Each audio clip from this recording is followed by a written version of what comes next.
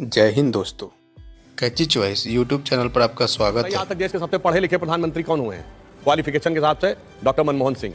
और कठपुतली कौन बना के रखा था? पढ़े लिखों की कितनी इज्जत है सबको पता है। दूसरा मैं आपको बताना चाहता हूं, दूसरे सबसे पढ़े लिखे प्रधानमंत्री कौन हुए हैं? जवाहरलाल नेहरू जी। उनके जमाने में देश में क्या क्या हुआ? पंजाब गया, कश्मीर गया और चला बंगाल गया और चीन के हाथों मानसरोवर का ऊंचा भाल गया। अब यह भी बताना चाहता हूं कि पढ़ने लिखने की बात तो हम लोग करते थे, मगर ये पढ़े लिखे वाला नैरेटिव दिया किसने था? आम आदमी पार्टी ने ना। देखिए कैसे बेचारे पुरानी धुरानी पार्टी नई नवेली पार्टी के चंगुल में आ जाती है और वो पढ़े लिखे इतने महान हैं। मैं पढ़े लिखों को जवाब देता हूं, इनके दोनों भैया बहन और आप लोगों को क्यों दिक्कत होती है? मैं कोई डिस्टर्ब नहीं, मैं शिक्षा का उदाहरण दे रहा हूं, मैं शिक्षा का उदाहरण दे रहा हूं। भाई राहुल गांधी जी ने कोविड को मोविड लिखा, कितने पढ़े लिखे हैं?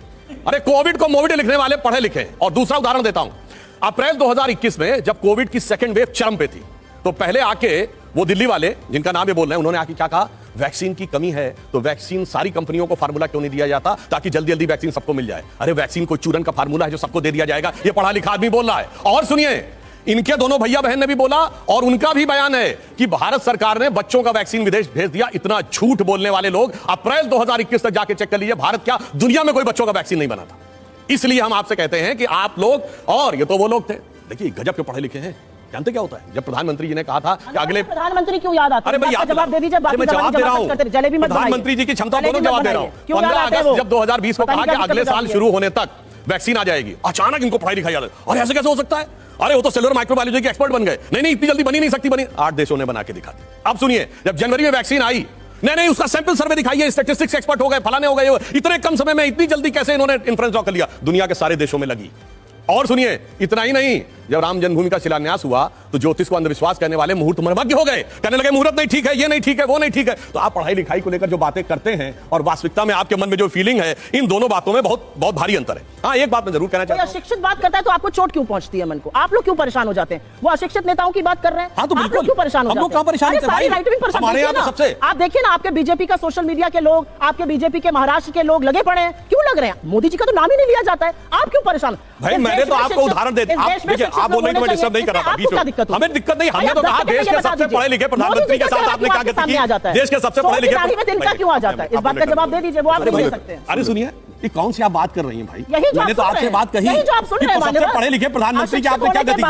आपको मोदी जी का चेहरा क्यों नजर आता है? अरे किसने कहा याद आता है भाई? क्यों आप लोग, क्यों आपने बात बताया? अरे सुनिए, इतना बरगला जाते, क्या हो जाता है? किसको लग रहा है? किसी की बात बरगलाए हुए तो आप लोग लग रहे हैं। भाई देखिए ना, बरगलाए हुए तो देखो भैया कहने वाले लोग लग रहे हैं, और आप कह रही हैं कि दूसरा पर खिला रहा है, बौखला रहा है। अरे भाई मुझे समझ में नहीं आता। आप देखिए, काजोल के खिलाफ आप लोग बोल रहे हैं। अरे कौन हम लोग के क्या मतलब है भाई? क्यों बोल रहे हैं? कौन किसके खिलाफ बोल रहा है? अच्छा ये बताइए, पढ़े लिखे, अच्छा बताइए पढ़े लिखे वाला सेंटेंस किसने शुरू किया था? केजरीवाल जी के साथ है ना भाई। पढ़े लिखे तो आप भी हैं, पढ़ी लिखी मैं तो ये कह रहा हूं, बच्चों को भी पढ़ाने की बात करते हैं। जब हम कहते हैं कि बेटा कुछ पढ़ लिख के बन जाओ, तो जब कहते हैं ना अगर नहीं पढ़ोगे तो ठीक नहीं बनेगा, आपको उसमें मोदी जी क्यों नजर आते हैं? किसी का नाम नहीं लिया जाता, मोदी जी का चेहरा आपको क्यों नजर आता है? उस बात का जवाब दे दीजिए। आपके लोग इतने उत्तेजित क्यों हैं? देखिए ना, सबके एक के बाद एक ट्वीट है, फेसबुक पोस्ट है, साक्ष्य के साथ बोल रही हूं, काहे मोदी जी का चेहरा नजर आने लगता है? ये चोर की दाढ़ी में तिनका है, क्योंकि आपको पता है आपके बारे में बात हो रही है। आपके बारे में मैं जवाब ले रहा हूं। ये कह रही है कि हमारे लोग बोलते हैं पढ़ी लिखी है ना, तो पढ़ के बताइए भाजपा का कौन आदमी बोला? भाजपा के सोशल मीडिया के हेड, भाजपा बताइए ना, भाजपा के कौन लोग बोल रहे हैं? पढ़े हुए बोलिए। आप 50 लोग सोशल मीडिया के हेड 50 लोग हैं, आपके बोलने लगते हो। दूसरी बात मैं सोशल मीडिया के हेड में बोलिए भाई, और दूसरी बात, अरे भाई सुनिए, जिस नेता के पक्ष में बोल रही हैं, जो कहने की कोशिश करते हैं केजरीवाल जी, आज इनकी गति और दुर्गति देखिए, उनकी किस शिद्दत के साथ डिफेंस किया जा रहा है। किसके साथ? जिसने इनको गुजरात में इनका वोट हाफ कर दिया, पंजाब में इनका स्विच ऑफ कर दिया, दिल्ली में इनको साफ कर दिया, और उसके बाद आज उनके साथ खड़े हुए हैं। इसे कहते हैं कि 100 जूते खाएं, तमाशा फिर भी देखें। सुधांशु जी, अब मैं सवाल, सुप्रिया जी, मेरा सवाल, एक सवाल पूछा, उसका जवाब। मेरा सवाल, एक नेता का नाम बता दीजिए। नहीं, कितने नेताओं ने बोला? आशुतोष दुबे आपके बीजेपी के सोशल मीडिया के महाराष्ट्र के हेड हैं। उन्होंने क्या लिखा है? Sangwan is saying this indirectly pointing to the prime minister of India. उन्होंने तो नाम ही नहीं लिया। आपकी चोर की दाढ़ी में तिनका क्यों है? क्यों आपके लोग ट्रेंड करा रहे हैं कि शट डाउन? ये क्यों करा रहे हैं? मोदी जी का कोई नाम नहीं लेता है। अगर कहीं पर किसी को नृशंस कहा जाता है, आपको दिक्कत होती है। किसी को कहा जाता है, अरे एक आदमी जुमले बोल रहा है, आपको लगता है प्रधानमंत्री को कहा जा रहा है। एक नेता बड़ा झूठा है, आप प्रधानमंत्री की बात करते हैं। बेटा पढ़े लिखे लोगों को राजनीति में आना चाहिए, आप प्रधानमंत्री को समझ लेते हैं। क्यों समझ लेते हैं? सवाल मेरा आपसे, दाढ़ी में तिनका है, मान जाइए। एक लाइन क्या? सुनिए, एक मिनट, एक लाइन बोल दूं, एक लाइन। ऐसा है, ऐसा है, हमारे यहाँ दाढ़ी परमानेंट है, दाढ़ी हाल में इन लोगों ने बढ़ाई है, इसका मतलब इनको तिनका छुपाने की जरूरत है। ये सब सुप्रिया जी, देखिए अगर आप दोनों जजमेंट दिया था कि प्रधानमंत्री के रूप में इंदिरा गांधी जी का चुनाव भ्रष्टाचार और धांधली के कारण निरस्त कर दिया था, 6 साल चुनाव लड़ने पर प्रतिबंध लगा दिया था, तब संविधान बदला गया था। तो बदले ये नहीं, बदल चुके हैं वाले ये लोग हैं। एक बात कहना चाहता हूं, आपने अधीर रंजन चौधरी जी के बारे में बोल के इनको कितनी इनकी, अरे भाई आपने अपने टर्न पे बोलिए, आप बीच में मैंने आपके नहीं बोला था। मैं कह रहा हूं अधीर रंजन चौधरी जी को बोल के आपने कैसी दुखती नस दबा दी। ये पहली बार ऐसा हुआ है जब इस देश में विश्वास मत के ऊपर बहस शुरू हुई और नेता प्रतिपक्ष ने शुरुआत नहीं की। और तो और बोलने वालों की सूची में नेता प्रतिपक्ष का नाम नहीं, अधीर रंजन चौधरी जी का। और आज खड़गे जी का बयान है कि हां सोनिया जी और राहुल जी ने मुझे बनाया है, मुझे नियुक्त किया है अध्यक्ष के रूप में, जिसको आज तक ये कहते थे लोकतांत्रिक तरीके से। और दूसरा उदाहरण मैं देना चाहता हूं, डॉक्टर मनमोहन सिंह ने प्रणब मुखर्जी जी की पुस्तक विमोचन के समय सोनिया गांधी जी की उपस्थिति में कहा कि जब मुझे प्रधानमंत्री बनने के लिए कहा गया तो मैं प्रणब दा के पास गया, मैंने कहा प्रणब दा आप मुझसे अधिक योग्य हैं। आगे उनका सेंटेंस है डॉक्टर मनमोहन सिंह का, प्रणब दा आप सबसे अधिक योग्य हैं, मगर मैडम ने मुझे कहा है।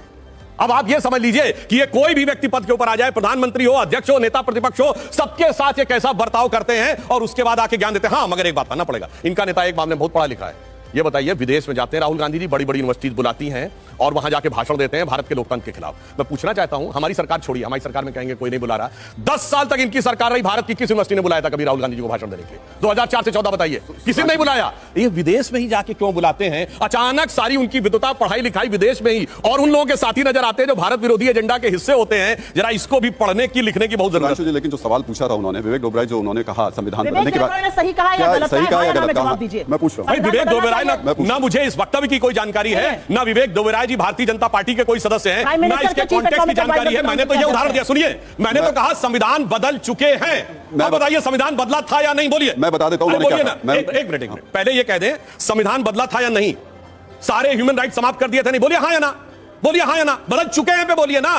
किसी ने कहा, कोई कह रहे हैं, इस कॉन्टेक्स्ट को छोड़िए, जो हो चुका उस पर जवाब दीजिए। कोई नहीं है, महत्वपूर्ण व्यक्ति है। उसको कन्नी से काटते हैं, बताइए ना, हाँ तो बदल चुके हैं ना।